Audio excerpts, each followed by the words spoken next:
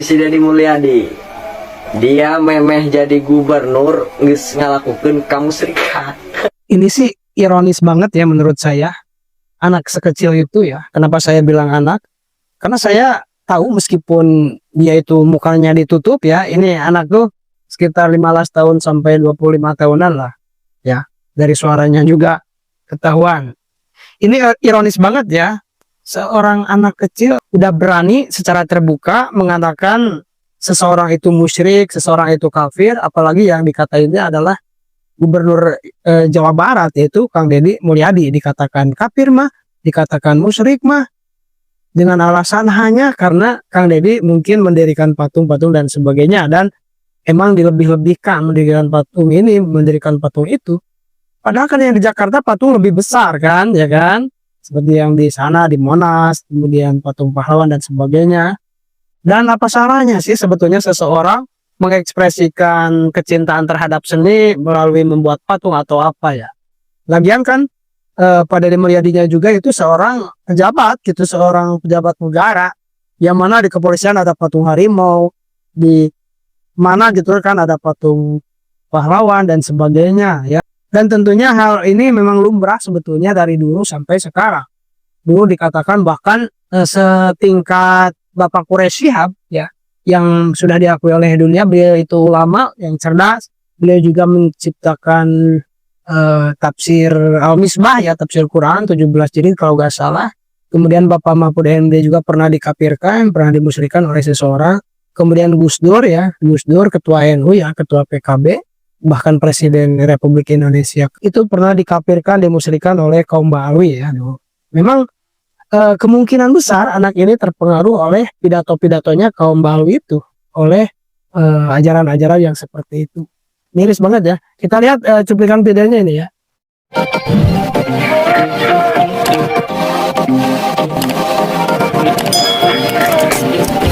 Hai boy, Gubernur aing ku ari si Deddy Mulyadi. Dia memeh jadi gubernur geus ngalakukeun kamu serikat. Naon ku dia ieu provinsi Jawa Barat neuk dijadikeun kota kamu serikat. Aing ku ari nangtang ka dia Den. Dia anu sibuk ku pencitraan di YouTube-na. Aing ragu ka dia Den. Ragu. Dia teboga agama, hanya sekedar numpang hirup karena agama demi sebuah jabatan. Den. Sude aing boga gubernur doang dia. Gagah hentang kurak dia Den. Dia ngabersihkeun nu mabok-mabok di Jawa Barat, bersih ku dia, tapi dia ngalakukeun kamusrikan di Jawa Barat. Dan ditanya agama nanaon ngajawabna kadi-kadi tuh. Lamun bener dia agama Islam, jawab Islam gitu. Lo kadi-kadi tuh. Aing kuari nangtang kasih Den. Bersihkeun ku sia kabeh di Jawa Barat, ulah sampai aya nu musyrik hiji jelema ge. Ya, kan gini loh, syirik mensyirikan, sesat mensesatkan menjadi hal yang biasa sekarang kan. Setingkat Pak Quraisy aja disebut sesat kan. Setingkat Pak Mahfud MD saja disebut sesat. Gitu loh, setingkat Pak Mahfud MD loh itu. Kemudian setingkat dulu Cak Nur, pemikir besar Hasanah Islam Indonesia, itu juga disebut kafir kan. Gitu loh. Ya kebetulan saya ini adalah para pengagum mereka gitu loh. Pengagum Cak Nur, pengagum Gus Dur, pengagum Cak Nun, Gus Mus gitu loh. Saya pengagum pikiran-pikiran Pak Quraisy dari sisi tafsir Al-Qur'an ya. Ya, tentunya saya memahami itu dalam 3 pokok pikiran. Keislaman, kemodernan, dan keindonesiaan. Nah, bicara keindonesiaan saya ke Sunda. Nah, ketika ke Sundaan pasti kan masuk dalam ruang lingkup kebudayaan pada masa lalu. Yang menjadi pertanyaan saya adalah kenapa setiap nilai-nilai kebudayaan masa lalu bangsa saya, orang Sunda atau orang Jawa, selalu dimusyrikan, selalu dibikin identitas bertentangan dengan agama. Letak bertentangannya di mana? Itu yang menjadi pertanyaan saya.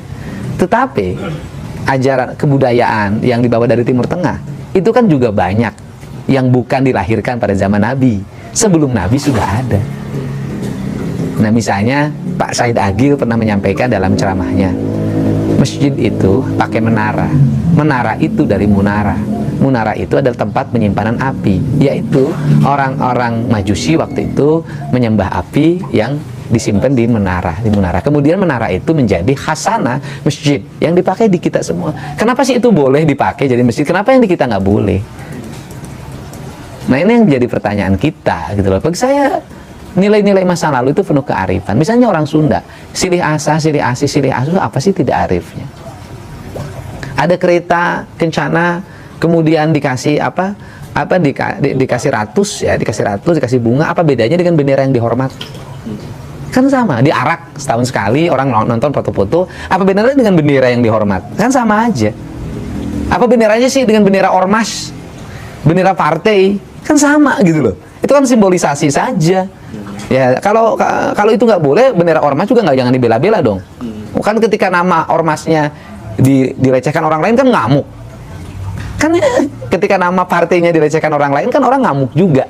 Kan artinya bahwa samalah semuanya juga masih menghormati simbolisasi gitu loh. Cuman beda. Ya cuman beda. Nah itu problemnya apa? Misalnya kain pohon dikasih kain, terus problemnya apa? Katanya itu baik dianggap apa yang menghidupkan agama Hindu. Nah pertanyaan saya, ada nggak di India pohon dikasih kain? Nggak ada. Itu khas Bali aja. Bukan khas Hindu loh, khas Bali. Bali itu khasnya budaya Nusantara. Nah kemudian menjadi pertanyaan saya, lu masalahnya apa? Bagus mana pohon dikasih kain dengan pohon dikasih paku? Dikasih paku, kasih iklan, ditulisan di situ. Misalnya hubungi 08 sekian sekian sekian gitu kan ya, untuk sedot tinja. Oke. Bagus mana dengan pohon dikasih kain? Nah, yang dimasalahin kan kain kotak-kotak warna hitam. Nah, kain kotak-kotak warna hitam itu kan bukan barang baru di kita. Semar itu dalam golek, wayang golek itu pasti kainnya kotak-kotak hitam. Hanoman itu kan kotak-kotak, karena orang Indonesia itu mengenal dua warna hitam putih. Kan sama dengan di Mekah. Mekah juga kan hitam, kenapa nggak pink? Kan artinya warna hitam memiliki makna filosofi. Warna putih memiliki warna filosofi. Nah kemudian kotak-kotak. Nah kalau kotak-kotak juga nggak boleh, papan catur juga nggak boleh. Oke. Apa pertimbangannya membungkus pohon? Estetika, agar pohon itu nggak ditempelin paku. Dirusak. Kenapa dikasih kain? Karena eksentrik. Karena dikasih kain pink nggak pantas. Nah yang disebut menistakan itu apa? Orang menistakan agama itu, orang miskin lapar, nggak dikasih makan. Orang kayanya tertawa terbahak-bahak, itu menistakan agama. Anak-anak yatim dibiarkan terlantar. Orang-orang sakit dibiarkan tanpa pengobatan. Itu menistakan agama. Itu kan orang pemahaman Sunda Wiwitan mereka pahami sebagai agama.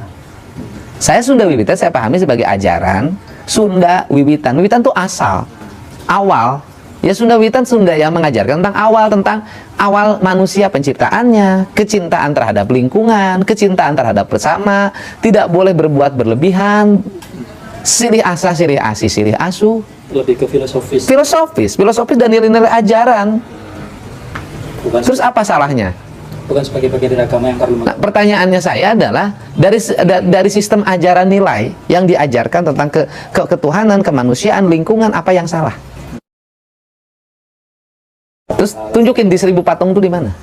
KPK bilang seperti itu. Loh enggak, mereka salah pemahaman. Di Purwakarta itu patung itu bukan barang baru. Purwakarta itu punya industri keramik pleret, ya kan? Membikin celengan dari tanah liat, celengan semar, terkenalah celengan Paleret. Jadi itu asli Purwakarta. Celengan Paleret, dibikin patung celengan yang besar-besar, yang harimau, yang itu, yang ini. Nah, ada khas Paleret namanya menong. Nah, menong itu adalah identitas Paleret dan menjadi khas Purwakarta hari ini. Saya menjadikan menong hari ini menjadi asalnya mukanya perempuan, menong itu, ya kan? Diganti oleh saya mukanya jadi wayang dua muka. Kalau ada Dorna, di baliknya ada Semar. Kalau ada Yudhistira, di baliknya ada Duryodhana. Kalau ada Sangkuni, di baliknya ada Bisma. Jadi manusia itu dua muka. Saya pasang di gerbang masuk ke arah Purwakarta lewat Jatiluhur. Itu khas yang bikinnya orang Pleret. Itu identitas kita. Terus pertanyaan saya, yang problem apa? Nah berhala, ya konsisten. Kalau patung itu dianggap berhala, dan tidak boleh bikin keputusan yang menyeluruh untuk seluruh orang Indonesia. Dalam keputusan Kepres, dalam Perpres, dalam undang-undang. Karena saya bupati penyelenggara konstitusi. Pertanyaan saya adalah, kenapa sih kalau patung harimau Kodim nggak dimasalahin? Kenapa patung Lodaya di Polres nggak dimasalahin? Kenapa patung polisi nggak dimasalahin? Kenapa patung tentara nggak dimasalahin? Sepertinya memang Nah di Jakarta patungnya lebih gede, patung Sudirman. Nah persoalannya kenapa sih patung yang gede di Jakarta yang dimasalahin, yang di Purwakarta yang kecil-kecil? nah itu pertanyaan saya, kenapa sepertinya FPI Saya nggak tahu, sekali sama kalian? nggak tahu. Sampai Ya nggak tahu, mungkin saking sayangnya sama. Nah, jadi itu jelas ya teman-teman. Jadi Kang Deddy Mulyadi sudah bersuara juga ya bahwa memusyrikan, mengkafirkan memang dari dulu juga sudah ada ya, sudah lumrah. Sekelas Bapak Quraisy Shihab, sekelas Bapak Mahfud MD, sekelas Gus Dur itu dikafirkan oleh seseorang ya, seorang dari golongan itu juga sama ya, sampai sekarang juga sama.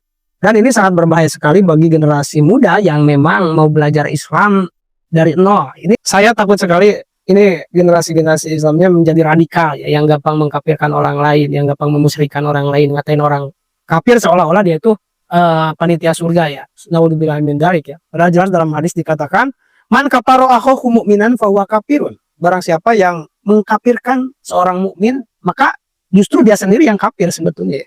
Jadi wilayah kafir dan tidak kafir, wilayah ya, imannya tinggi atau tidak, kemudian masalah keislaman itu sebetulnya yang paling tahu adalah wallahu alam ya, hanya Allah yang paling tahu. Lagian ya sebetulnya dalam kitab-kitab kuning, semua kitab kuning ya, yang saya lihat di akhirnya itu ada tulisan wallahu alam. Hanya Allah yang tahu. Jadi ulama-ulama dari dulu itu sebetulnya ya wallahu alam. Jadi hanya Allah yang tahu. Mereka mengatakan begitu ya, beliau-beliau itu. Jadi kan memang ya menurut saya sebetulnya tidak ada masalah ya dulu itu tentang hal-hal yang seperti ini sebelum kedatangan Islam radikal. Muhammadiyah bagus, NU bagus, apalagi ya. Persis juga bagus, nggak mengkafir-kafirkan orang. Jadi begini teman-teman, dengan kemunculan kelompok-kelompok seperti ini muncullah FPI ya, kemudian muncullah Islam radikal yang tidak produktif lah untuk negara. Menurut saya tidak produktif untuk negara.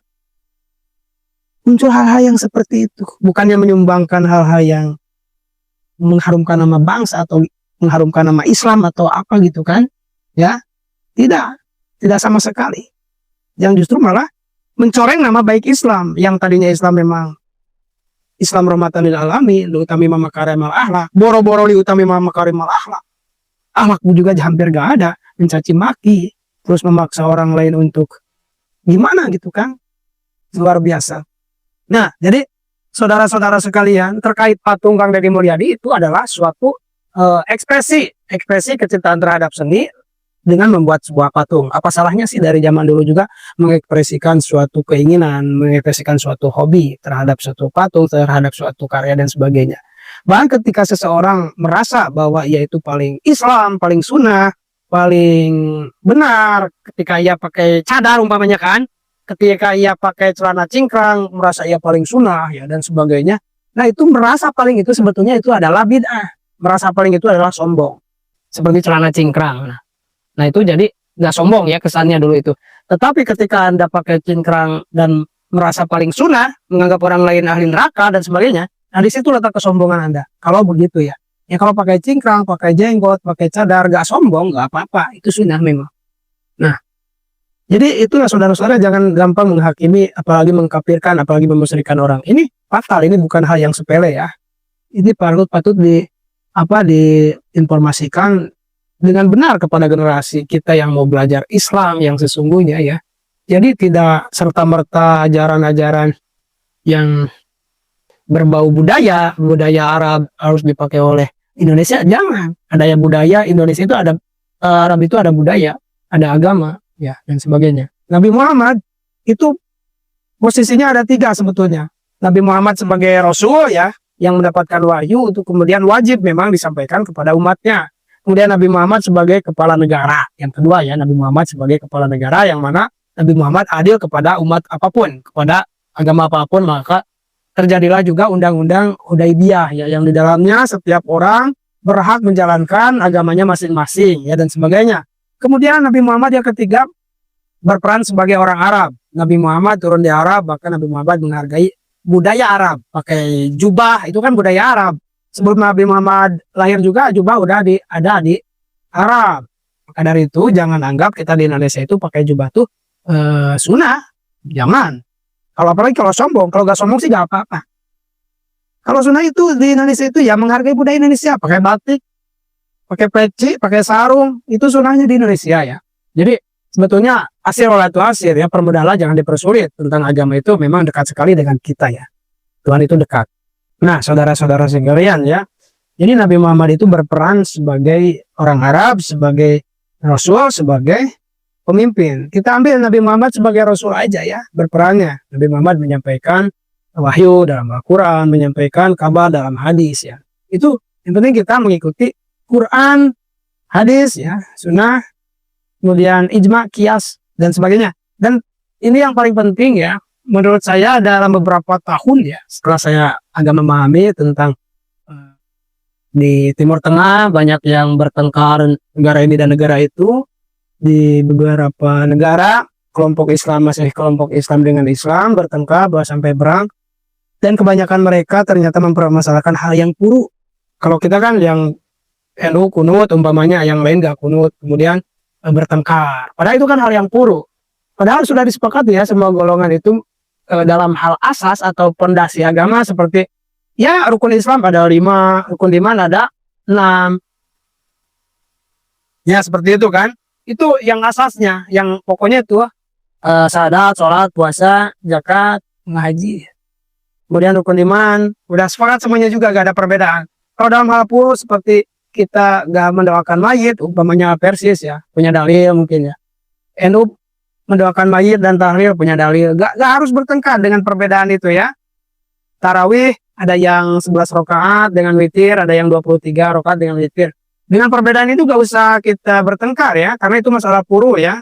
Masalah puru itu ya, meskipun berbeda gak batal gitu kan. Nah itu ya. Jadi sekali lagi menurut kalian dalam hal-hal mengkafirkan seperti anak tadi yang mengkafirkan dan memusyrikan Deddy Mulyadi ini, ada ajaran pemahaman seperti ini terhadap anak-anak itu atau generasi muda itu, kira-kira menurut kalian bahaya tidak mengkafir-kafirkan seseorang ya? Bahaya atau tidak? Silakan dibalas di kolom komentar di bawah. Terima kasih sudah menonton. Jangan lupa like, subscribe, dan tekan tombol lonceng.